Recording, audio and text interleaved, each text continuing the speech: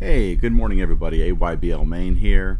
Getting ready to head to Bangor. Maybe I'll say hi to Stephen King for you guys, but long day ahead of me. But I wanted to crank out this video this morning and continue my series, the top 5 albums from every year I've been alive. Today we're at 1975, back to being a very strong year. Lots of albums that I really enjoyed, but they had to be top 5, so here we go. One of my runners-up is Bruce Springsteen's Born to Run. Classic album. There's going to be no denying that. It's going to be on almost everybody's, top 50 albums of all time list. I can't see that not happening. Thunder Road, I really like. 10th Avenue Freeze Out, the title track. But all 8 songs on there, guys, are just classics. You should definitely listen to it through and through. Definitely a top 5 album for me. Another runner-up is Fleetwood Mac's Fleetwood Mac, the self-titled, but the self-titled with Stevie Nicks and Lindsey Buckingham being with the band at the first time. Monday Morning, Rhiannon. I really love the bookend track at the end, I'm So Afraid. They did a remake of that on The Dance that was live, and it was just tremendous. If you don't want to check out The Dance as well, that might be an album you want to check out down the road. But definitely in my top 5, Fleetwood Mac, Fleetwood Mac. The beginning of that Nicks Buckingham era is just great stuff.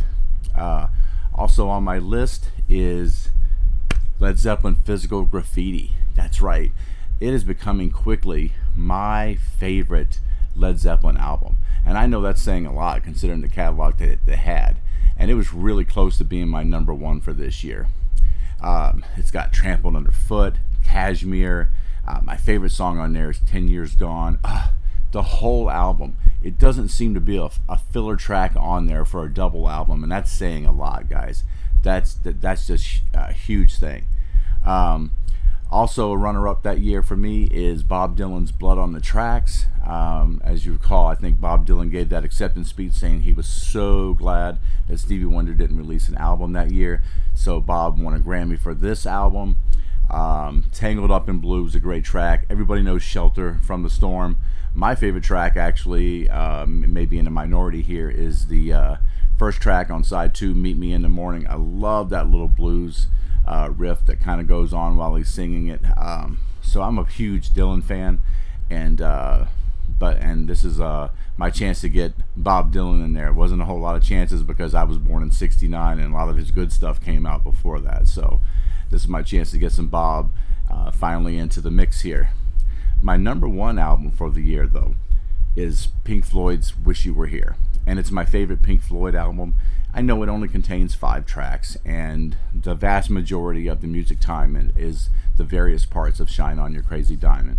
But it also has Have a Cigar and my second favorite song of all time, Wish You Were Here.